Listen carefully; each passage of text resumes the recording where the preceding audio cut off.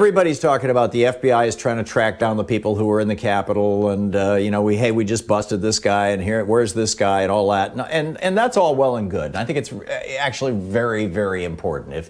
If people are not held accountable for what they did, they'll do it again. I mean, this is why we have laws. It's why you put bank robbers in jail, because you don't want them to rob more banks. I mean, it's just this is not rocket science, but the principal media narrative that I'm getting and that I caught on the weekend shows and things like that was that this is a bunch of, quote, right-wing crazies, end quote.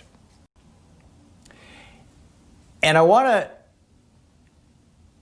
get into this a little bit. I think that what they're missing, what we're all missing, frankly, and the biggest story here that the media is completely ignoring because they have some complicity in this, is why did these people show up in Washington, D.C.? And no, I'm not talking about Ginny Thomas, Clarence Thomas's wife, whose organization apparently paid for like 80 busloads, or Charlie Kirk, the young right-wing guy who helped fund these buses to bring people into the Capitol. I'm not talking about that. I'm not talking about all the press, but just engage in a thought exercise with me for a moment.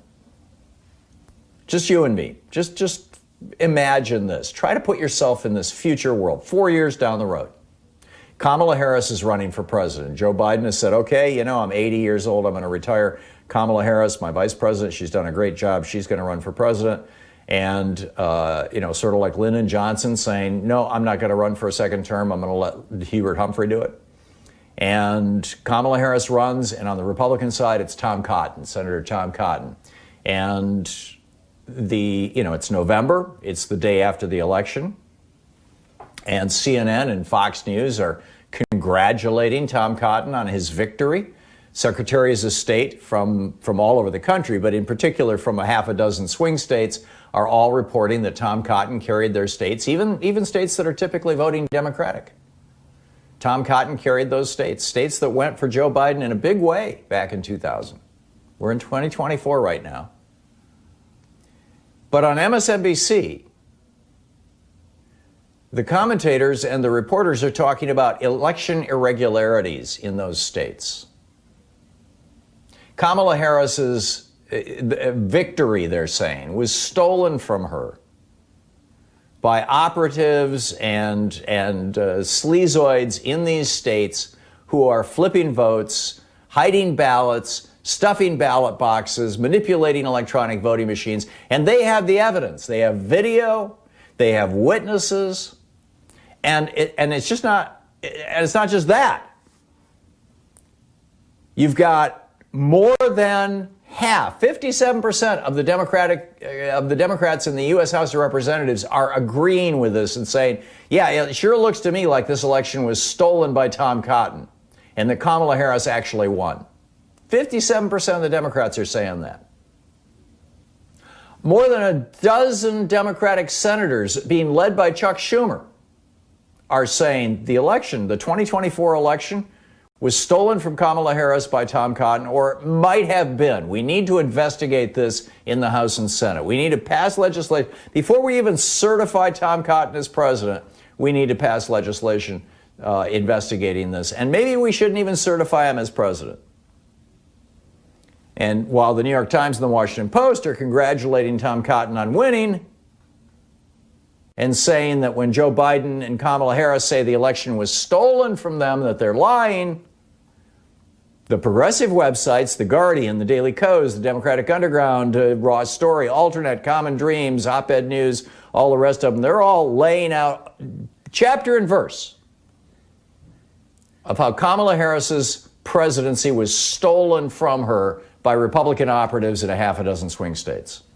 And the billionaire donors who were behind that theft, the billionaire Republican donors who helped Tom Cotton steal the election. You turn to Facebook, where you've just been reading about your friends and family and keeping touch with Aunt Sally.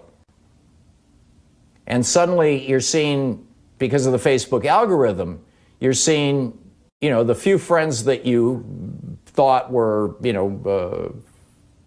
rational, politically rational, saying, oh my God, the Republicans stole the election. Kamala Harris is supposed to be president, but Tom Cotton is about to be inaugurated. We got to do something. And you're like, whoa, wait a minute. all these people are saying this. You go to Twitter, and because of that platform's algorithm, suddenly your Twitter feed is filled with people saying, the Republicans stole the election.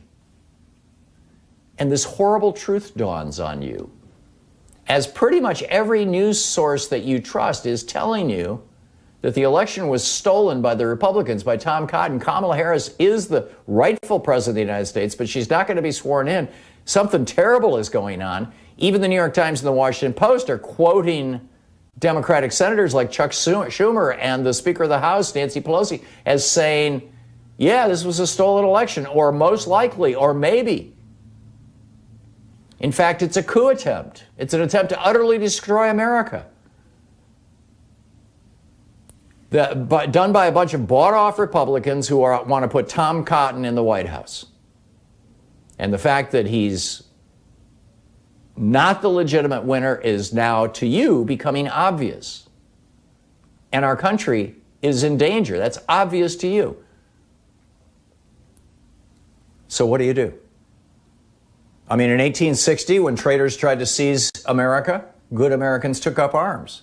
In 1776, when the British locked down Boston, the people of Boston committed $1 million act of vandalism, the Boston Tea Party, and then declared war. We took up arms in 1776. We celebrate that every year on the 4th of July. You drive home and the talk show host that you regularly listen to, say it's me, is saying this election was stolen from Kamala Harris by Republicans and Tom Cotton. This is a coup. We've got to do something. And again, the majority of the Democrats in Congress are saying the same thing. What do you do? Isn't fighting back, isn't saving the nation your patriotic duty? Now, I'm not saying this to give any kind of excuse at all to the people who committed vandalism and broke into the Capitol building in Washington, D.C. I'm saying this to point out that without Republican members of Congress like Ted Cruz and Josh Hawley, without Democratic members of Congress, from Kevin McCarthy on down, without Fox News and One America News and Newsmax and the other right-wing television networks, without literally hundreds of right-wing radio talk show hosts across the country, and without the algorithms of Facebook and Twitter absolutely convincing many of the people in this country, the majority of Republicans now, something like 80% of Republicans, about 46%, I believe, of Americans overall, convincing them that the election was stolen by Biden, that those are the real villains.